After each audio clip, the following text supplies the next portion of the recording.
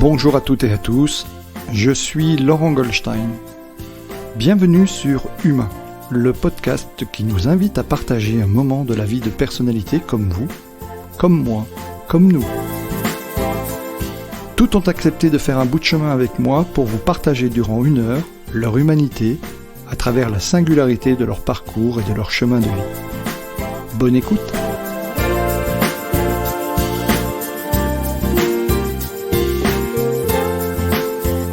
Bonjour Isabelle, merci de nous accorder du temps. Je sais que ce temps est précieux, j'apprécie d'autant plus que tu aies pris le temps de venir ici au Studio Marine pour me rencontrer, puis rencontrer les auditeurs d'Humain. Tout d'abord, j'ai envie de dire, comment vas-tu ? Je vais très bien, surtout quand je me retrouve en présence d'amis. C'est toujours un grand plaisir. Et merci Laurent, à toi pour ton invitation. Ça m'a fait très très plaisir quand je l'ai reçu. Alors merci à toi d'avoir accepté, parce que c'est vrai que je t'en ai parlé il y a déjà quelques semaines, mais l'actualité étant ce qu'elle est. Est-ce que tu peux te présenter pour les auditeurs qui ne te connaîtraient pas, et ceux qui ne sont pas forcément tous les jours devant leur écran de télévision ou à l'Assemblée, ou qui ne s'intéressent pas forcément au projet de loi ? Eh bien, je suis Isabelle Roche, et quand tu dis qu'ils ne sont pas devant leur télé, devant l'Assemblée, tu dévoiles quand même un peu déjà qui je suis. Puisque... Oui, alors ça on le sait qui tu es, parce que même pour les auditeurs, dans le titre de l'émission, c'est annoncé, mais voilà, oui, bien sûr, il faut dire qui tu es. Voilà, actuellement je suis députée de la République... avec l'étiquette La République En Marche. Je suis députée donc, de la 9e circonscription de la Moselle, donc c'est Thionville et environ. Je suis aussi conseillère régionale depuis le mois de juin. Auparavant, j'étais conseillère départementale. J'ai un long parcours politique derrière moi, puisque mon premier mandat remonte en 2001, où à cette époque, j'étais conseillère municipale d'opposition à Thionville. Donc un long parcours politique, mais aussi en parallèle un parcours professionnel, puisque jusqu'à ce que je sois députée, j'ai toujours travaillé en même temps que mes mandats politiques. Pour moi, c'est très important de pouvoir lier les deux. Je suis aussi une maman de 4 enfants. Alors maintenant 4 grands enfants, puisque la dernière a 19 et l'aîné en aura 25 bientôt. Et puis... Voilà, qu'est-ce que je pourrais encore dire pour me présenter ? Une femme de conviction, une femme positive, et je dis positive et pas optimiste, c'est-à-dire que je fais toujours en sorte de voir quel est le bon côté des choses, et en tout cas ce que je peux apprendre de certaines situations. Et quand la situation est vraiment très délicate, je me dis que au moins j'aurais appris le fait que je ne veuille pas revivre cela. Donc si je devais me définir, si je dois me présenter, c'est ça que je pourrais mettre en avant. Alors justement, à quel moment remonte ton premier souvenir de finalement ou d'engagement ou de volonté de faire de la politique ? Alors, faire de la politique depuis quand même très longtemps, puisque élue depuis 2001, mais c'est vrai que pour ceux qui peut-être me suivent ou me connaissent, j'ai déjà raconté cette anecdote. Enfin, moi je qualifie pas ça d'anecdote, mais c'est quasi un acte fondateur. C'est le moment où je décide de franchir le pas et le cap pour m'engager dans un parti politique.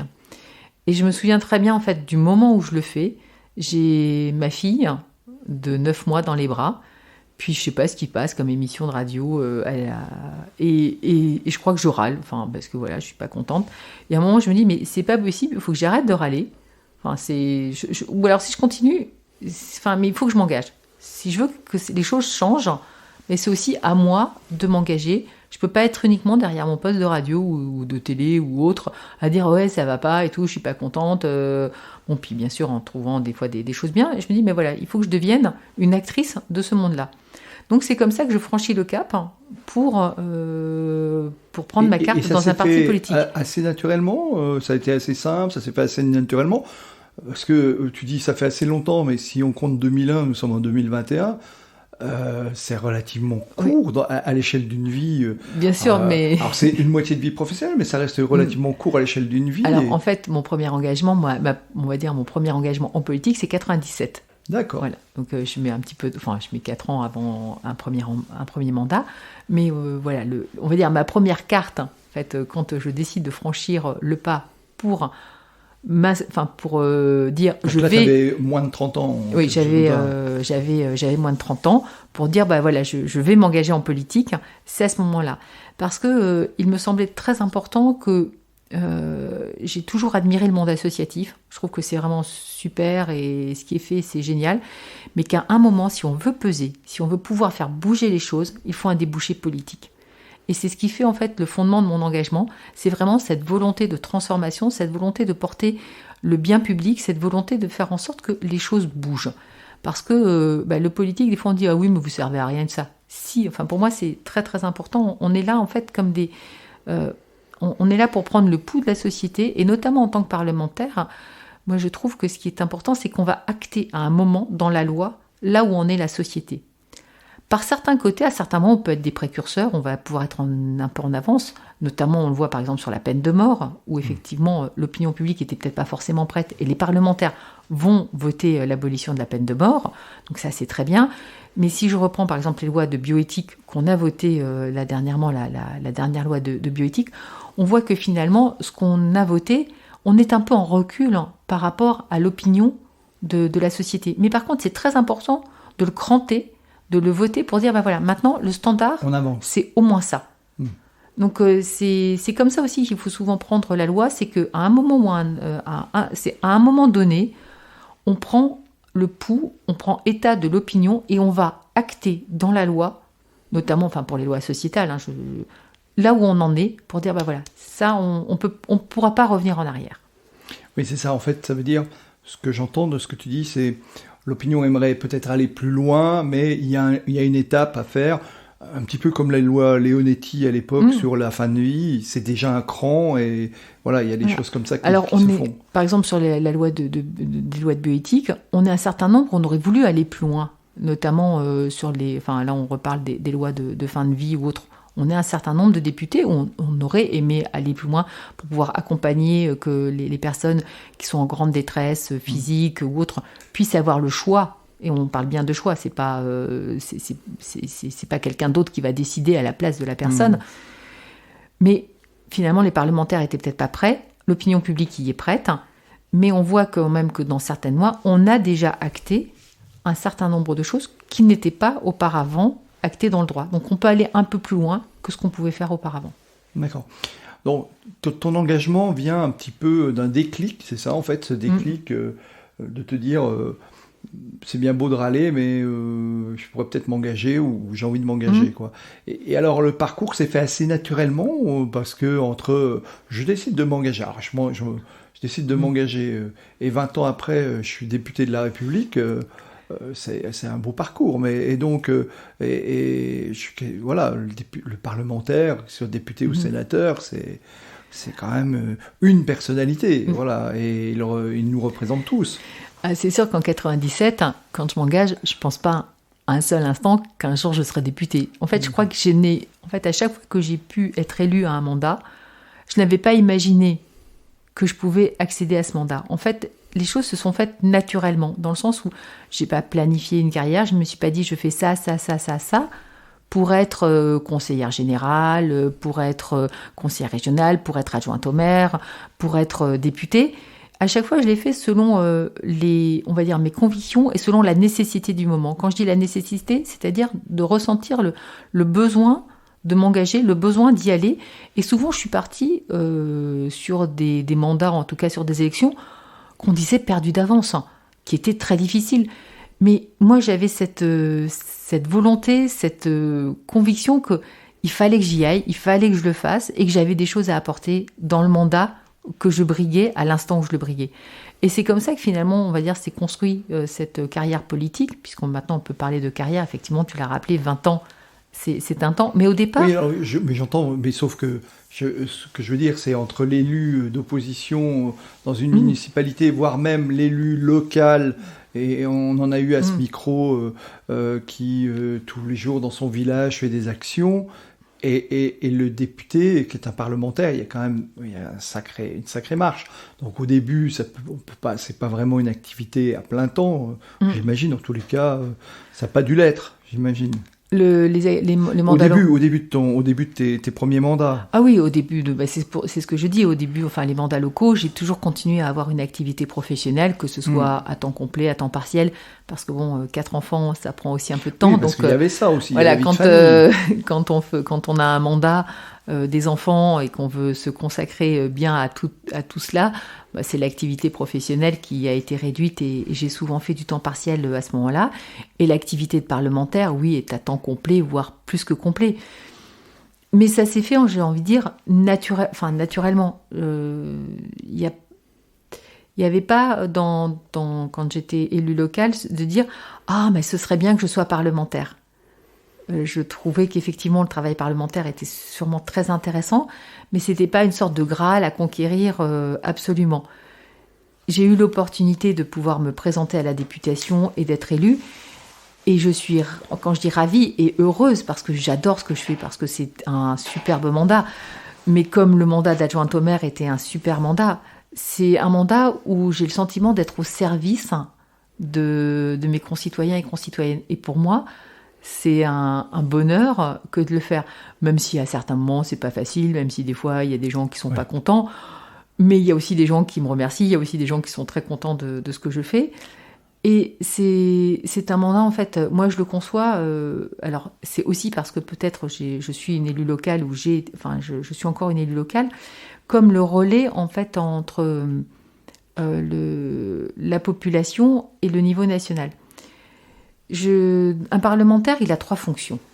On va dire il y a trois missions importantes. C'est faire la loi, c'est le contrôle et c'est informer. Donc faire la loi, on voit facilement ce que c'est. Faire la loi, on est en commission, on vote dans l'hémicycle. Ça, on va dire, c'est la partie très visible de ce qu'est le travail du parlementaire. Et puis, il y a aussi ce côté information. Ça, pareil, on voit, c'est assez facile. On va informer, actuellement, c'est par les réseaux sociaux. Quand la presse veut bien relayer, c'est par la presse. Différents moyens. Mais informer, moi, je le prends aussi dans le sens de m'informer. C'est-à-dire d'aller au contact de la population, que ce soit par des rencontres formelles, ou que ce soit par des rencontres informelles, que ce soit par les mails que je reçois, que ce soit par les messengers que je reçois. Donc ça, c'est aussi, ça va être une capacité comme ça de savoir ce qui se passe sur le territoire. Et puis il y a ce côté contrôle. Et pour moi, ce côté contrôle, il est très important. Donc c'est le contrôle de l'action parlementaire. Donc je ne vais pas aller contrôler ce que fait un maire ou je ne vais pas aller contrôler ce qu'on fait dans une entreprise. C'est pas ça.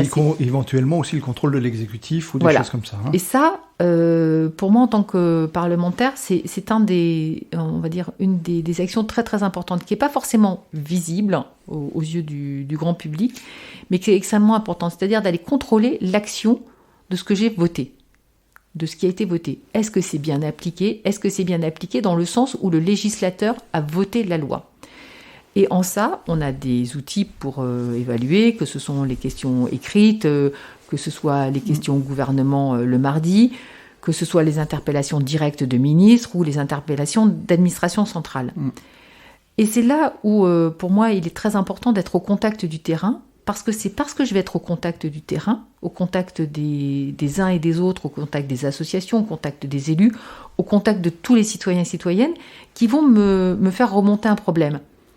Et je vais toujours prendre ce problème comme, on va dire, pas forcément comme un problème individuel, mais parfois, même très souvent, comme une sorte de partie immergée d'un iceberg qu'on n'aurait pas forcément vu quand on a voté la loi, ou parce que dans une administration, il y a une surinterprétation ou autre. Et c'est ce côté-là qui, pour moi, est très important, parce que effectivement, je vais rendre service à quelqu'un, et ça, c'est important. Mais c'est surtout que cette personne, finalement, est le témoin d'un dysfonctionnement, et parce qu'elle m'en a parlé, parce que je me suis penchée sur ce dossier, je vais pouvoir, par cette action de contrôle, en demandant des comptes à l'exécutif, faire en sorte que ça puisse évoluer. Soit parce qu'on va changer un règlement, soit parce qu'on va mettre une nouvelle directive, et ça, c'est très important. Et je pense que certains parlementaires en tout cas, on ne valorise pas suffisamment ce côté de notre travail, qui est quotidien, beaucoup plus finalement que de voter la loi dans l'hémicycle, mais ce côté du contrôle, de voir en fait si ça fonctionne bien, si ce qu'on a fait, si ce qu'on a voulu, si ce qui a été pensé est bien en adéquation sur le terrain. D'accord. Alors, tu amènes quelque chose qui nous intéresse tous, c'est tout le monde voit bien les séances du mardi ou les séances du mercredi, quand ça passe aux infos, hein, de temps en temps, il y a des gens qui regardent en plus sur la chaîne parlementaire, mais la vie quotidienne d'un député, c'est quoi? Et alors d'un député, maman de 4 enfants, comment ça s'organise? Parce que tu viens de le dire, il y a plein de choses qu'on ne voit pas, et ce qui est un travail permanent. Comment ça s'organise, cette vie? Et comment la députée Isabelle Roche, qui est en face de moi, gère son temps? Alors, comment je gère mon temps? Déjà, j'ai un agenda sur mon téléphone, ça aide beaucoup. Je gère mon temps entre Paris et la circonscription. Donc, c'est 2 à 3 jours à Paris. C'est généralement le mardi, mercredi et parfois le jeudi. Et puis, des fois, j'y arrive quand même le lundi soir et j'en repars le vendredi. Parce qu'effectivement, la loi se fait tous ces jours de la semaine. Et on voit même qu'en juillet, on a siégé dans l'hémicycle le samedi et le dimanche. Ça peut aussi arriver. Et le reste du temps, je suis en circonscription. Donc, c'est-à-dire soit je suis dans ma permanence, où je vais recevoir des gens, soit je vais être sur le terrain. Quand je dis sur le terrain, c'est-à-dire que je vais aller à la rencontre des rendez-vous en extérieur, que ce soit des entreprises, que ce soit des élus, que ce soit des associations, que ce soit un particulier, pour m'imprégner et pour savoir ce qui se passe. Donc, et dans ça, je mets quand même un peu de vie personnelle. Ça arrive. Oui, j'espère. J'espère. Mais bon, j'ai une famille qui comprend mon engagement, qui l'accompagne, mais qui sait aussi qu'à certains moments, je sais dire stop. Et effectivement, qu'il y a des moments où je vais me consacrer à eux et moi à mon mandat. D'accord. Et là, tu arrives vraiment à gérer, à faire la coupure. C'est vraiment possible pour un élu de la République et un député de pouvoir vraiment couper, c'est-à-dire ne serait-ce que de se dire « Allez, tiens, ce soir, je ne regarde pas ni mon téléphone, ni les réseaux sociaux, ni la télévision, ni la chaîne info, que sais-je encore ?» Oui, si on a une bonne équipe. Ok, mais ça, on peut avoir une bonne équipe, mais on peut aussi avoir envie de regarder malgré tout. Donc tu arrives bien, tu as cette discipline. Ouais, j'ai cette discipline parce qu'à un moment c'est indispensable pour se ressourcer. C'est indispensable de prendre ce recul.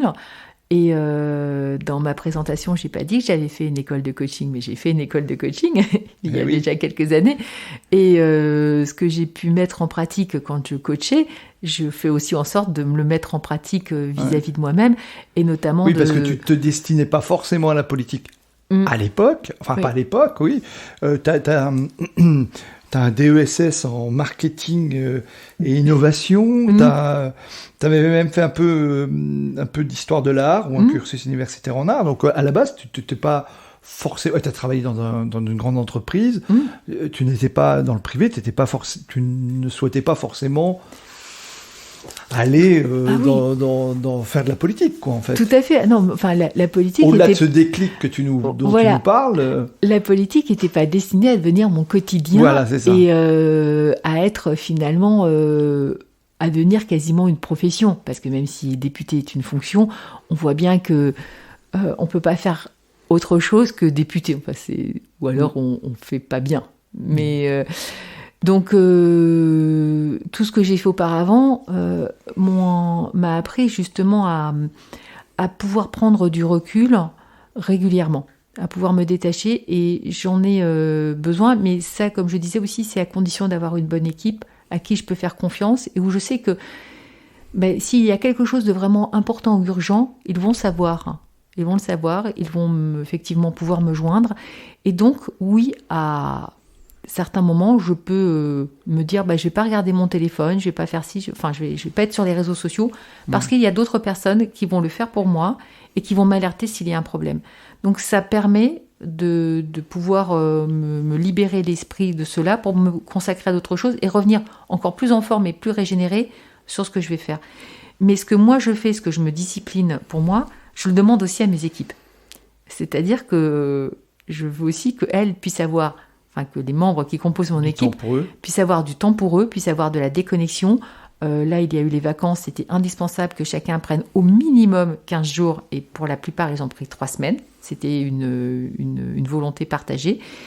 Parce qu'on adore ce qu'on fait, on est très bien ensemble, mais à un moment, on a besoin de faire une pause de ce que l'on fait, de pouvoir se recentrer sur d'autres aspects de notre vie, pour revenir avec plus d'allant, plus d'entrain dans les tâches du quotidien. D'accord, donc vous arrivez en équipe finalement à gérer vos temps perso en se disant maintenant je me mets off, un petit peu comme un commandant de bord qui dit je passe la barre au second, et donc il y a vraiment quelque chose de ce registre-là. Et ça, mais c'est vrai que, on va dire, c'est mes expériences antérieures qui m'ont appris aussi cette capacité de faire confiance et de déléguer. Parce que clairement, de vouloir tout gérer et si je veux tout contrôler, c'est pas possible. Je vais m'épuiser dans des tâches qui font qu'à un moment, je vais plus pouvoir répondre, parce que il faut voir la multitude et la sollicitude, enfin la multitude de mails, par exemple, que je reçois dans une journée. Si je veux tous les voir, tous les traiter moi-même, c'est pas possible. Je le ferai pas bien. Donc ça veut dire que si c'est pas moi qui le fais, il faut que j'ai entièrement confiance dans le collaborateur ou dans la collaboratrice qui le fait. D'accord. Est-ce que c'est toi qui anime, par exemple, je sais pas si j'ai pas fait attention, j'ai pas été chercher si tu étais sur Twitter, mais est-ce que c'est toi qui anime tes réseaux sociaux, ou là encore, est-ce que c'est des membres de ton équipe? C'est collégial. On sait que par exemple, quelqu'un comme qui est Jean-Luc Mélenchon ne fait pas lui-même ses tweets, d'ailleurs c'est écrit sur sa page, c'est qu'un membre de son équipe qui fait ses tweets, y compris en parlant en son nom, mais c'est pas du tout, voilà. C'est collégial et c'est soumis à validation. Voilà. D'accord, donc l'équipe travaille dessus, tu regardes et tu dis ok, on peut y aller, on peut envoyer. D'accord. Oui. D'accord, donc ok. Alors, venons-en.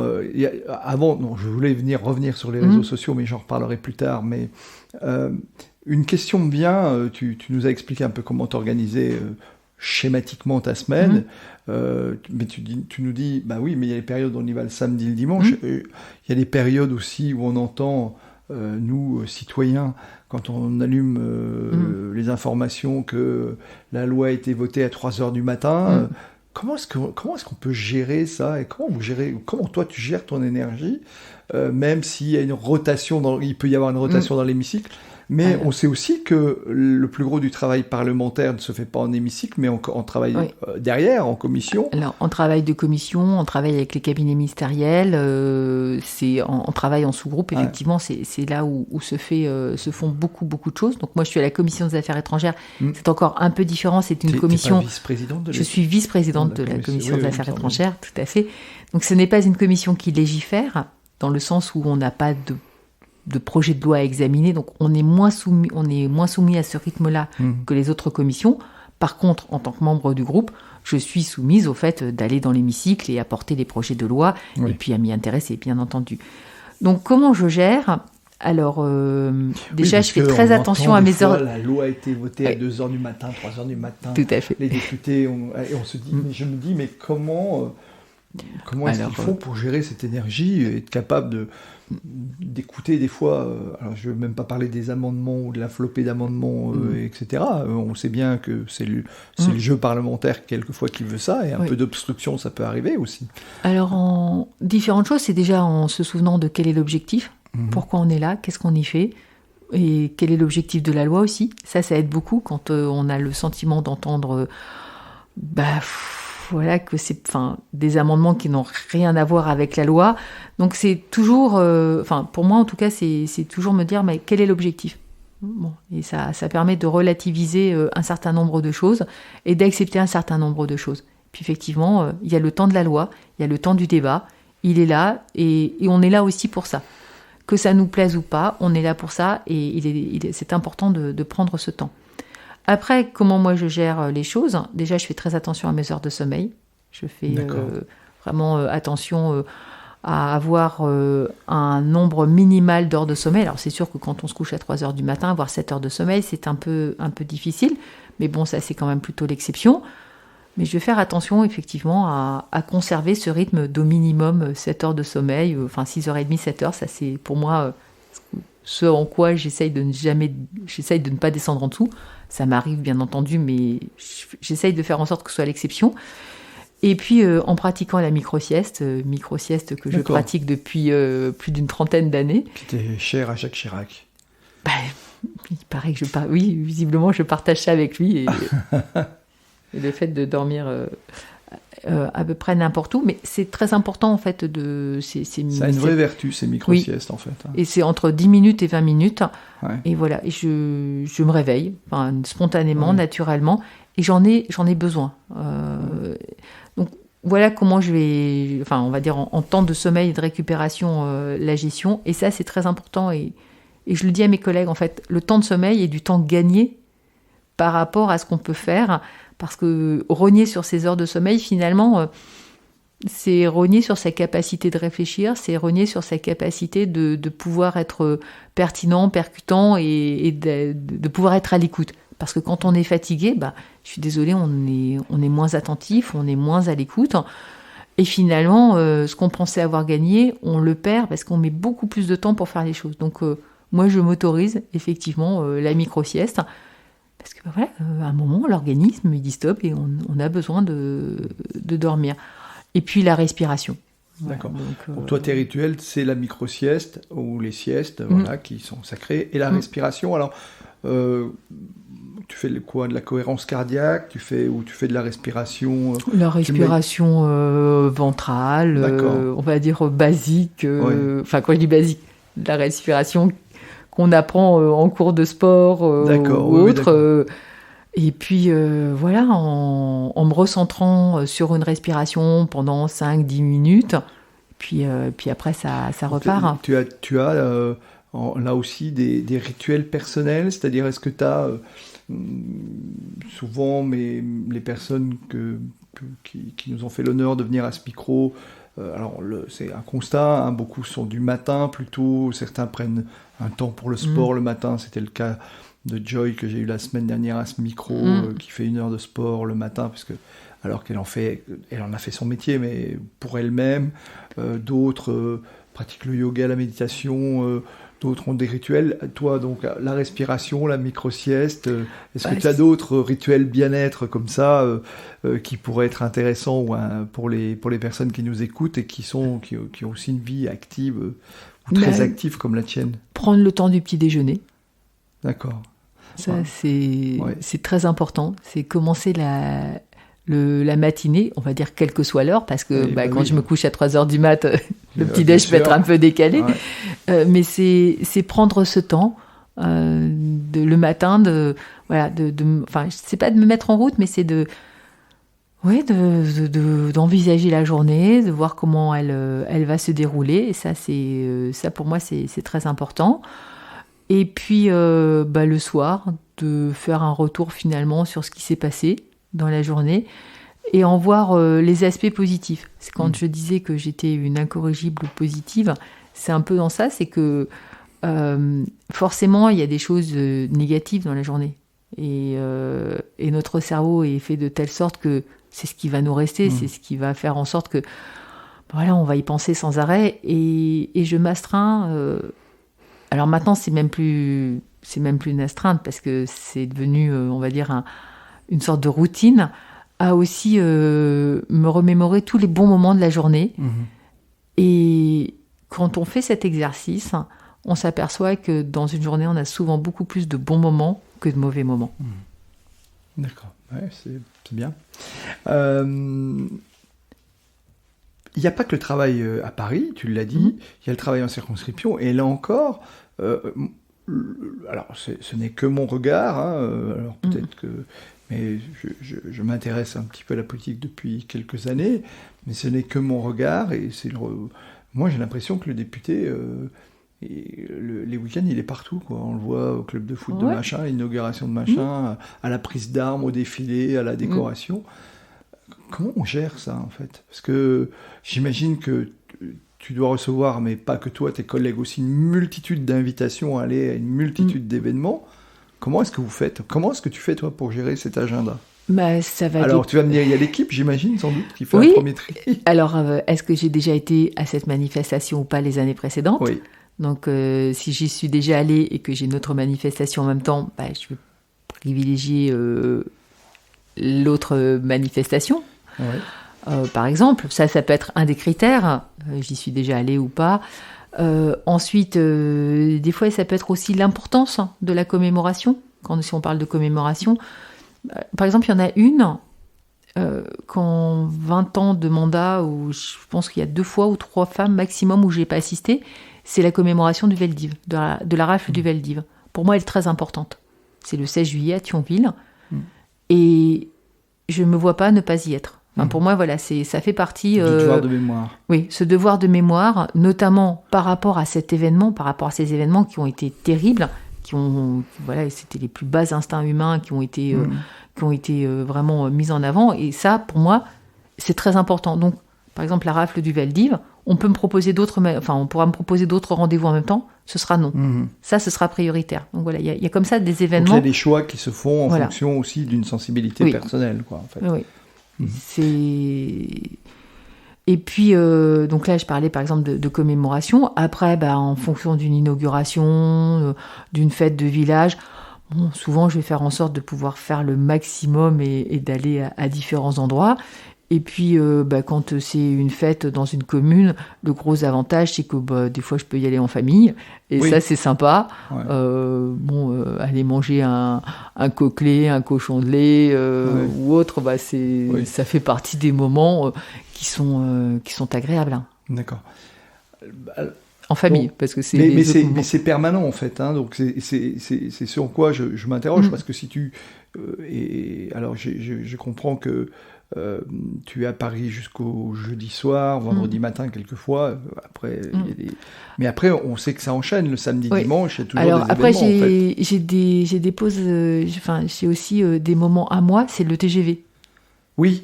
1h50 de TGV. C'est vrai. Entre Paris et Thionville. Donc, le plus difficile, c'est quand même de choisir la playlist. De savoir ce que je vais écouter dans le TGV. Une fois que j'ai fait le choix de la playlist... Et je peux te conseiller quelques bons podcasts. Ouais, je crois. Ça va t'aider. Ça, je suis joueur. Non, mais justement, je vais bientôt recommencer les allers-retours et je compte bien rattraper tout le retard que j'ai dans les podcasts. Donc ça fait partie des moments à moi, comme les moments en voiture. Ça fait partie des moments à moi, des moments où...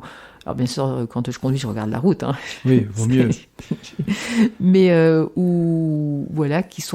qui m'appartiennent, où je vais réfléchir, où je vais écouter une émission que j'aime bien, ou une musique que j'aime bien. Et puis, ça me permet de recharger les batteries. D'accord. Comment tu gères la pression alors là, je parle de la pression... j'ai pas envie de dire médiatique parce que c'est pas vraiment ça, parce que il y a la pression des réseaux sociaux et on a entendu dans les derniers mois beaucoup de tes collègues dont la permanence a été saccagée, etc. Comment est-ce que l'élu que tu es, qui se retrouve finalement à défendre une politique, quelle qu'elle soit d'ailleurs, peu importe, arrive à gérer cette pression et je n'ai pas envie de dire cette violence, parce qu'à toute époque, il y a eu des violences, elles sont différentes les unes des autres. Mais le député et le représentant, comme le préfet, finalement, lui, il est le représentant des parlementaires. Et quand une loi ne plaît pas, souvent, on se retourne contre le député. Un peu moins contre le sénateur, mais souvent les députés. Oui. Comment est-ce que tu gères ça, toi ? Parce que tu as été la cible d'attaques sur les réseaux sociaux. Tout à fait. Je sais que tu as même déposé des plaintes. Enfin voilà, parce que... Oui, il y a les antivax qui avaient pris ma page pour cible. Oui. Au début, ça fait mal. Et puis après, mais ça, c'est, je pense aussi, la formation de coach qui m'aide beaucoup. C'est quand même de me dire, d'abord, on attaque la fonction, on n'attaque pas la personne. C'est quand on commence à attaquer la personne où là, effectivement, ça devient très compliqué. Et puis, quand même, toujours relativiser, alors même si c'est compliqué, même si c'est pas la panacée, de se dire, mais il faut pas confondre le fait que des gens s'expriment avec la représentativité, c'est-à-dire qu'on va avoir 2, 3, 10, 15, 20, 30, 40 personnes, 100 personnes qui vont s'exprimer, alors déjà qui ne seront pas forcément de la circonscription, qui peuvent venir de toute la France. Il va y avoir des faux profils, des gens qui vont faire 3, 4 pseudos sur les réseaux sociaux. Ça, on sait maintenant que ça fonctionne comme ça. Voilà. La circo, c'est 140 000 habitants. Rien que la circonscription, c'est 140 000 habitants. Quand il y a 100 personnes, même sur 140 000, c'est pas grand-chose. Donc je crois que c'est ça aussi, c'est réussir à relativiser et se dire que voilà, c'est pas... Mais malgré tout, la violence, elle est là quand même.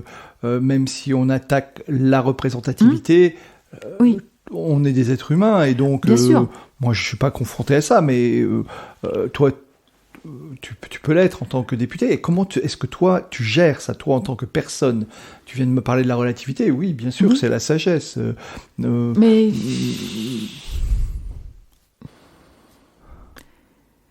On m'a déjà posé la question, c'est vrai que... Est-ce que tu n'as pas des fois dit j'en ai marre, finalement c'est beaucoup je vais passer à autre chose Si, mais ce que je disais, tu vois, par exemple, quand je suis dans l'hémicycle ou autre, c'est quoi l'objectif? C'est quoi l'objectif? Et ça, c'est pourquoi je suis là, pourquoi je me suis engagée. Et le jour où j'aurais perdu la foi dans cet objectif, où je pense que ça en vaut plus la peine, oui, effectivement, je ferai autre chose. Alors après, les électeurs peuvent aussi penser que je vais faire autre chose, mais bon, on va dire, ça oui, parce qu'il y a ça encore, c'est encore différent. Mais... Parce qu'on peut être parlementaire, et moi j'ai connu, je crois que c'est dans l'épisode avec Michel Silva, il évoquait un de ses amis et mentors qui était Michel Dinet, qui était un député de la Meurthe-et-Moselle, qui était président du Conseil général, et qui, au moment d'une vague bleue, c'est-à-dire en fait, lui, il avait fait un super boulot de parlementaire, a été battu. Oui. Et franchement, les gens disaient eux-mêmes, d'ailleurs, j'ai pas voté pour toi cette fois-ci parce que je veux sanctionner le gouvernement. Et en réalité, lui, il avait fait un boulot remarquable, quoi. Alors, Michel l'évoquait pas, mais moi, je me souviens très bien de cette histoire-là, en fait. Ça, c'est possible. Donc, bon, si les électeurs ne votent plus pour moi, voilà, ce sera le choix des électeurs. Mais parce qu'en fait, tu as été brillamment élu, hein, plus de 70% des voix, donc voilà, c'était un très beau score.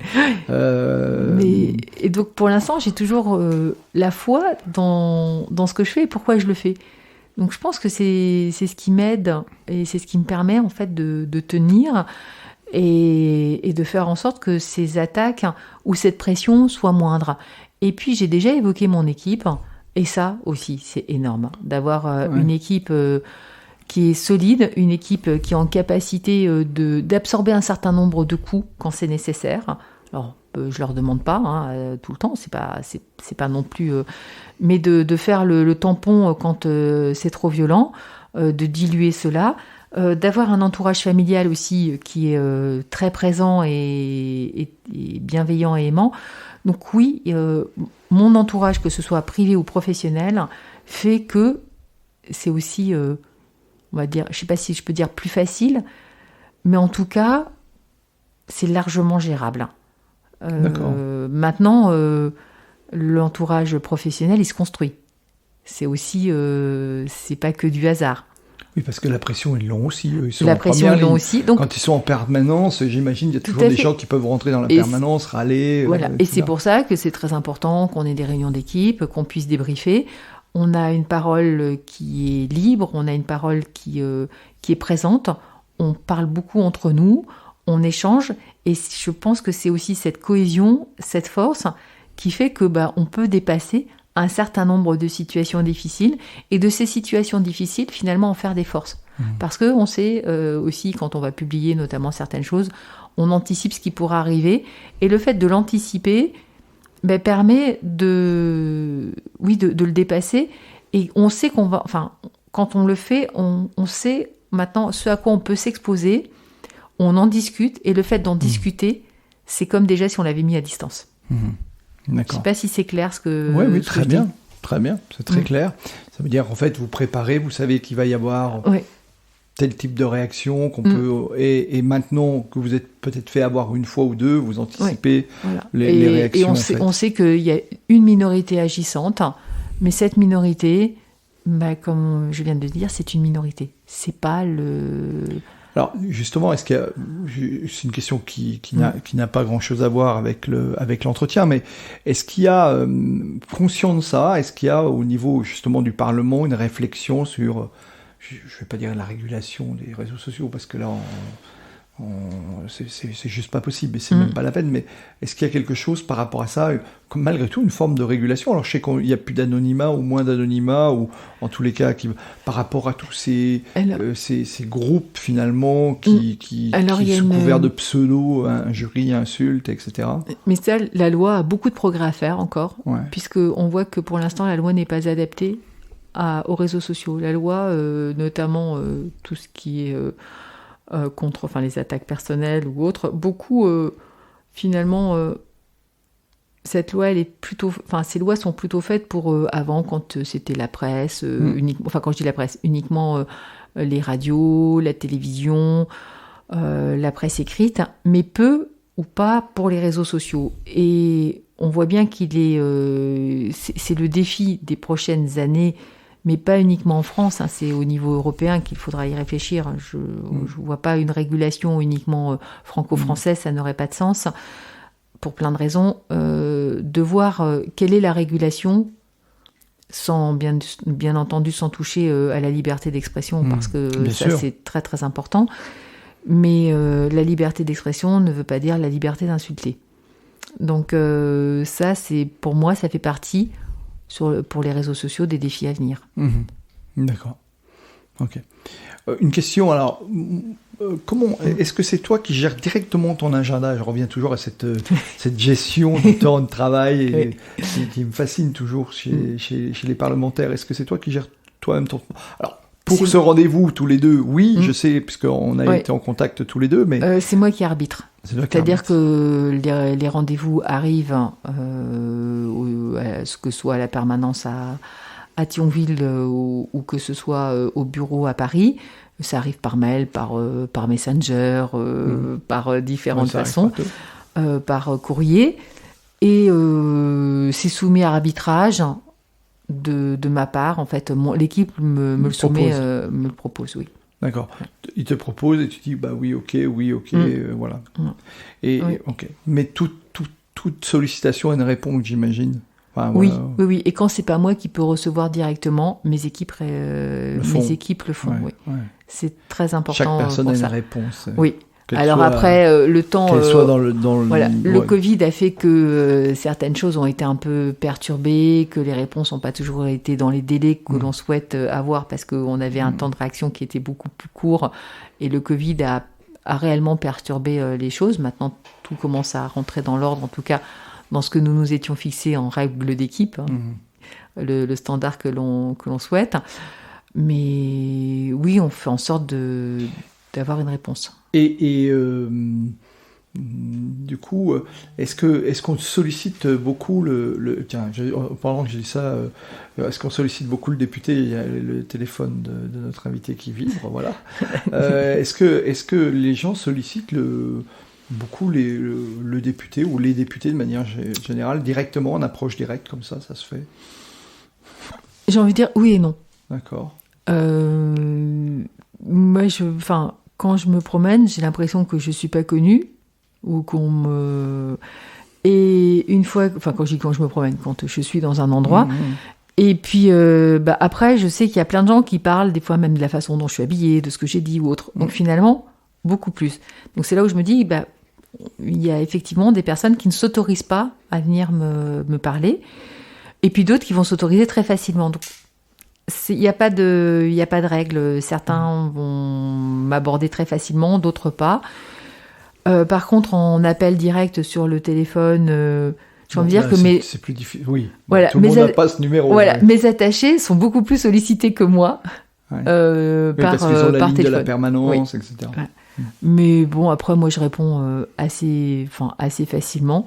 Je donne même mon numéro finalement assez facilement, parce que des fois, je préfère qu'on m'interpelle tout de suite, plutôt qu'une interpellation justement via Facebook, via Twitter ou autre. Et puis, il y a certains sujets, notamment, je pensais par exemple aux agriculteurs que j'ai vus samedi à Paysans Fêtes. Quand on prend tout de suite la problématique à la racine, on peut agir et on peut trouver une réponse. Et c'est pour ça qu'un certain nombre de personnes ont mon téléphone, parce que je leur dis, mais appelez-moi tout de suite ou envoyez-moi un texto tout de suite. Et ils le font. Et c'est vrai que ça règle souvent, on arrive à trouver une solution, soit parce que je vais leur donner le numéro qui va bien pour qu'ils appellent la bonne administration, différentes choses. Et ça règle la problématique tout de suite. Et donc oui, les personnes vont m'appeler finalement une fois ou deux, alors que si on laissait traîner ou s'ils m'appelaient beaucoup plus tardivement, ça ferait sûrement 10 coups de fil. Donc le fait de donner mon numéro de téléphone relativement facilement, je me rends compte, facilite le travail des uns et des autres, et finalement, on gagne du temps. Alors, une question bien parce que l'heure avance, c'est quels sont tes projets ? Mes projets. Je suis un peu taquin. Bon, je vais être plus clair. On est fin 2021. L'année prochaine, c'est les élections. Oui. Je sais que tu es aussi en conseil régional. Mais quels sont tes projets et est-ce que tu as envisagé... Tu n'es pas obligé de répondre parce que c'est pas le moment. Est-ce que j'envisage de ne pas être réélue ? Non, est-ce que tu envisages deux choses ? La première, de te représenter, bien sûr. La deuxième, est-ce que tu envisages... Donc, la première, c'est est-ce que tu envisages de te représenter, très certainement ? Oui. D'accord. Oui, parce que j'aime ce que je fais. Ouais. Parce que je trouve que c'est très intéressant. Et au-delà d'être très intéressant, c'est passionnant. C'est, comme je le disais au début, c'est d'être au service. Et c'est d'avoir le sentiment de faire évoluer les choses. Donc oui, ça j'ai envie de me représenter. Après, je ne sais pas si je pourrais. Je ne sais pas ce qu'il sera en 2022. Je ne sais pas quel sera le président en 2022. Moi, je souhaite et je ferai tout pour que ce soit Emmanuel Macron qui soit à nouveau président. Maintenant, je ne sais pas. C'est assez. Il n'a pas dit lui-même d'ailleurs qu'il se représentait pour l'instant. Il l'a pas dit, donc. Mais voilà, le mandat politique est le mandat de parlementaire est un très beau mandat et c'est passionnant. Maintenant, tous les mandats que j'ai pu avoir, j'ai toujours su que c'était des mandats à durée limitée, que c'était précaire dans ce sens-là, et qu'à un moment ou un autre, ça pouvait s'arrêter. Et je pense que ça, c'est aussi cette... je ne sais pas si on peut dire une force, mais je l'ai toujours présent à l'esprit. Et mon parcours montre que même quand, dans ce qu'on pourrait penser comme des embûches sur mon chemin, font que finalement, ça s'est bien passé, voire mieux ensuite. Donc, je ne sais pas 2022 de quoi ce sera fait. Je vais tout faire pour que ça puisse continuer comme maintenant. Et puis, si ça ne devait pas l'être, je ferai sûrement... c'est pas sûrement, je ferai autre chose. Est-ce que je reprends le métier que j'avais auparavant ? Peut-être, peut-être pas. Je ne sais pas, c'est vrai que c'est un peu une question... Est-ce qu'on est toujours, ou est-ce que les choses ont évolué ? Les parlementaires peuvent accéder à la profession d'avocat plus facilement ? Très très difficilement maintenant. C'est fini. Non, ça. C'est quasiment... Et puis en plus il faut être dans des commissions qui légifèrent, et la commission des affaires étrangères n'étant pas légiférant peu. Donc là, non, je ne pourrais pas basculer sur ce métier. Donc... on verra, mais en tout cas, une chose est sûre, c'est que moi, dans les différents mandats que j'ai pu occuper, je me suis... En fait, j'ai toujours pris des décisions en fonction de l'intérêt général, en fonction de ce que je pensais, et pas en fonction de la réélection. Alors, tu es en plus très engagée pour le droit des femmes, tu as beaucoup milité là-dessus. Parce que si je m'étais si j'avais pensé à la réélection, en fait, je ne serais pas députée aujourd'hui. D'accord. Si j'avais pensé à ma carrière politique, quand on connaît mon parcours politique de conseillère municipale d'opposition en 2001 jusqu'à députée aujourd'hui, si à chaque fois, si ce qui m'avait animée, c'était l'élection future, je ne serais pas députée. Je pense que je serais encore conseillère municipale d'opposition, qui est un noble mandat, mais on fait quand même moins. on a moins de possibilités et d'actions que quand on est député. Donc voilà, actuellement, on va dire que les combats, ce que je peux mener, ce que je peux faire, c'est parce que je pense que c'est juste de le faire, c'est parce que j'ai envie de faire avancer ces causes, et puis on verra où ça me mène. Mais je crois que c'est pas l'idée, c'est pas ma carrière, c'est quelles sont les causes et est-ce que ça avance ou pas. D'accord. Donc pour l'instant, ton projet, c'est finalement de préparer la prochaine campagne, c'est ça en fait? Si tant est que ça soit un projet finalement. Non, ce sera une conséquence. Oui. Parce que à l'heure actuelle, les projets, tu parlais du droit des femmes, oui. C'est de continuer à faire avancer l'égalité femmes-hommes, notamment dans le domaine du numérique, parce qu'on a besoin de faire avancer l'égalité femmes-hommes dans tous les domaines. Mais bon, moi, je suis engagée notamment sur ce côté. C'est de faire avancer aussi un certain nombre de projets pour l'Europe. Là, la France va avoir la présidence de l'Union européenne à partir de janvier. Donc, on a à faire avancer les projets. Alors, bien entendu, ce sont les parlementaires européens qui font... Mais ensuite, il y a des transpositions au niveau national. Donc, c'est très important. Et puis, on peut construire aussi, on peut apporter par le national des idées et des propositions pour l'Europe. Donc, pour moi, ce volet européen est très, très important dans les mois à venir. La France est une superbe nation et j'ai envie de dire un super terrain, mais on a besoin de nos partenaires, on a besoin de nos voisins pour exister. On voit bien que au niveau mondial, dans le cadre géopolitique, si on reste franco-français, on ne pèsera rien. Donc on a besoin de continuer à renforcer ces liens. Et la crise Covid, finalement... a renforcé l'Union européenne. On a vu notamment avec la politique la politique sur les vaccins que ça a bien fonctionné. Quand on voit le taux de vaccination en Europe, mais chaque pays individuellement n'aurait pas réussi à faire ce que collectivement on a pu faire. Donc ça c'est très bien. Donc voilà les projets sur lesquels j'ai envie de m'engager. Et tu travailles toujours aussi, tu es très impliqué puisque nous sommes ici dans ta circonscription, une zone frontalière, tu es très engagé aussi dans ce travail transfrontalier. Bien sûr. C'est aussi quelque chose qui t'a intéressé, en fait. Oui, mais quand je parlais d'un point de vue européen, c'est aussi la coopération européenne et la coopération transfrontalière. Je suis engagée notamment dans des groupes de travail, que ce soit parce que je suis coprésidente d'un groupe de travail sur les travailleurs mobiles en Europe, ou qu'avec la mission opérationnelle transfrontalière, la MOT, dans un groupe de travail sur le télétravail transfrontalier. Donc, bien entendu, ce sont des sujets que je porte, et plus que de les porter, sur lesquels on expertise aussi un certain nombre de choses, parce que moi, je me suis rendu compte, en étant députée, quand j'ai été élue, qu'un certain nombre de personnes parlaient de sujets, mais sans avoir approfondi les tenants et les aboutissants. Donc, moi, tout le travail que je fais aussi, notamment par rapport aux frontaliers, c'est d'à chaque fois de faire en sorte quand je dis d'expertiser, c'est de vraiment bien comprendre tous les tenants et les aboutissants de tout. C'est-à-dire que si on parle par exemple du télétravail, ça va être de bien expliquer aussi aux uns aux autres les conventions fiscales, les conventions sociales, en fait, et de ne pas mélanger le tout. Parce que souvent, quand on a des interlocuteurs en face, c'est on a un voisin, on a entendu, on a la cousine, non. Moi, je me réfère toujours aux faits, aux chiffres, et ça, c'est très important, donc, que ce soit pour le frontalier ou pour d'autres sujets. D'accord.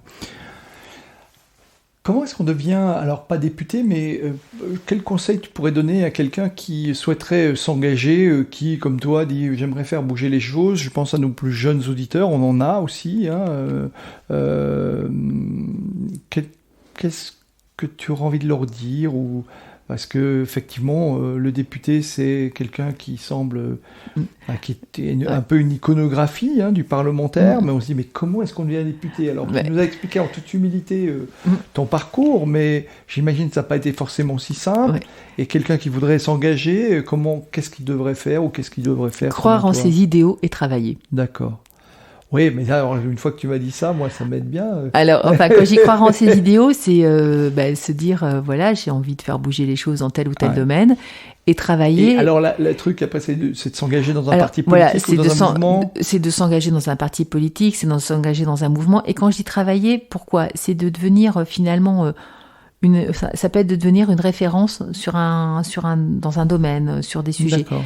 C'est très important parce que... les idéaux ne peuvent être portés, c'est bien, mais à un moment, il faut les nourrir. Et c'est pour ça que je dis travailler. C'est que la foi va pas forcément suffire, quand je dis la foi, la volonté et la motivation. Et le travail est important par rapport à ça.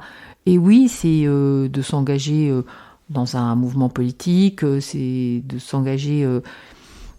d'aller voir dans un conseil municipal, d'aller voir un élu, avec lequel on peut bien s'entendre ou qui est proche, une sensibilité, et puis de voir si ça convient, si ce mode de fonctionnement convient, et puis si le mode de fonctionnement convient, oui, c'est de participer aux différents moments d'une vie militante, que ce soit les réunions, que ce soit des séminaires, que ce soit des colloques, que ce soit des actions après vis-à-vis de la population. Et ça, c'est très important quand je dis d'aller aussi des actions vis-à-vis de la population, que ce soit par la distribution de tracts ou autre, parce que on fait de la politique, certes parce qu'on croit à des choses, mais on le fait aussi pour les autres. Et si on oublie cette dimension, je crois qu'il faut... je dis pas que c'est pas la peine de commencer ou il faut arrêter, mais si on oublie ou si on pense, qu'on fait de la politique parce que on a envie de faire bouger les lignes, bouger les choses, mais pour le plus grand nombre, il est temps d'arrêter. On fait pas de la politique uniquement pour soi. Ça n'a pas de sens. Oui. On peut se décourager rapidement, en tous les cas, puis ça fonctionne pas. Oui, puis il faut cet échange, c'est important, ces retours. Et tu fais finalement la démonstration au travers de ton parcours qu'il n'y a pas forcément besoin, et sans dénigrer d'ailleurs, parce que moi je trouve que les grandes écoles ont vraiment beaucoup de vertus, il n'y a pas forcément besoin de sortir d'une grande école, que ce soit Sciences Po ou l'ENA, pour faire de la politique, y compris à plus haut niveau, en fait. On peut tout à fait faire de la politique avec... comme je disais, c'est conviction et travail. Ça me paraît... pour moi, c'est très important. Et ça va peut-être paraître grandiloquent, mais amour de son prochain. Avoir envie d'apporter quelque chose à la société dans laquelle on est. D'accord. Et ça, c'est... si on n'a pas ce moteur, cette fibre... on se dessèche, parce que c'est aussi parce qu'on va être on va dire en confrontation, mais dans le bon sens du terme, avec l'autre, parce que on va, quand je dis l'autre, c'est avec un grand A, en fait, c'est une forme, c'est l'altérité, c'est de dire, moi je pense ça, et d'aller confronter les idées, et c'est par cette confrontation d'idées qu'on va en sortir un projet. Et pareil, pour moi aussi, une des qualités du politique, et j'aimerais qu'elle soit un peu plus partagée, si c'est possible, c'est aussi cette capacité à évoluer. Alors, il y en a qui diront changer d'avis. Pourquoi ? Oui, ça peut aller, ça peut aller jusqu'à changer d'avis. Moi, ça me paraît très important, cette capacité d'évoluer. C'est-à-dire pas être dans une forme de rigidité, en fait. On a des convictions et tout ça, mais après, ces convictions, il faut les éprouver à l'épreuve du terrain. Et puis à l'épreuve d'autres théories, à l'épreuve d'autres idées. Et c'est parce que c'est tout ça qui va faire que se creuser, si on mélange, si tout est bien mélangé, on va pouvoir en sortir un beau projet, on va pouvoir faire avancer les choses. Mais si on reste enfermé dans ses convictions en disant c'est moi qui ai raison et c'est moi qui ai raison tout seul, on reste tout seul. Merci beaucoup Isabelle. 2 questions pour conclure cet entretien. Et la première, c'est est-ce que tu aurais un livre, ou si tu avais un livre à nous recommander, lequel serait-il ? Je sais, c'est toujours une question piège. Alors, oui, c'est une question piège. Si tu m'avais demandé quel était le livre qui m'a marqué, ou quel est le livre qui... d'accord, quel est le livre qui t'a marqué ? Là, je te répondrai sans hésiter, Le portrait de Dorian Gray. Le portrait de Dorian Gray. D'Oscar Wilde. D'accord. Qui est pour moi un livre... mythique. En fait, c'est un livre qui m'a énormément marqué. Et puis 1984 aussi. Alors après, bien sûr, toujours le problème, c'est quand on commence à dire un livre, après il y en a d'autres qui arrivent. Mais voilà, ce sont 2 livres qui pour moi ont été très très marquants. Donc voilà, je recommanderais notamment aux jeunes générations de les lire. Le portrait de Dorian Gray. Oui. D'accord. Et dernière question. Qui me recommanderais-tu d'inviter à ce micro pour un prochain épisode? Alors, j'ai comme ça des personnes qui me viennent en tête. Alors, tu m'as dit, comme je suis une femme, il faudrait plutôt un homme. Alors, j'avais pensé à une femme autrement. Non, mais vas-y. J'avais pensé à Marie-Odile Saillard, la directrice du CHR de Metz-Thionville. D'accord. Voilà. Qui pour moi est une femme avec un très beau parcours, une femme de tête, pareil, une femme de conviction. Et alors je dis pas que je suis sûre qu'elle se prête très facilement à l'exercice, parce qu'après ça dépend de son emploi du temps et son agenda. On trouve toujours. Mais je suis sûre qu'elle aurait plein de choses à raconter et plein de choses à faire partager. Ben, ce sera avec plaisir que je l'accueillerai à ce micro. Tu as le mot de la fin. Merci. Voilà, c'était le mot de la fin. D'accord. Tu m'as dit un mot. Oui, voilà, merci. Merci beaucoup Isabelle d'avoir pris du temps sur ton emploi du temps que l'on connaît. Et en tous les cas, tu nous en as fait part. Maintenant, j'apprécie énormément que tu aies pris ce temps pour nous. Merci infiniment. Je te souhaite une bonne continuation, plein de bonnes choses pour la fin d'année qui va bientôt arriver, et tout le travail qui arrive aussi. Et puis au plaisir de te revoir. Au revoir.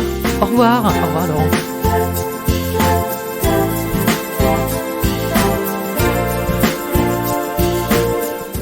Merci d'avoir écouté cet épisode jusqu'au bout.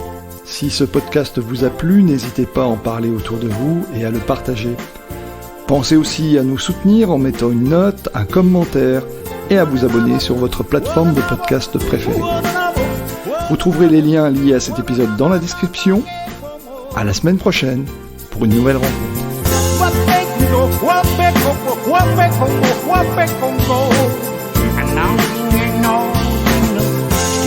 Stick it up, I feel.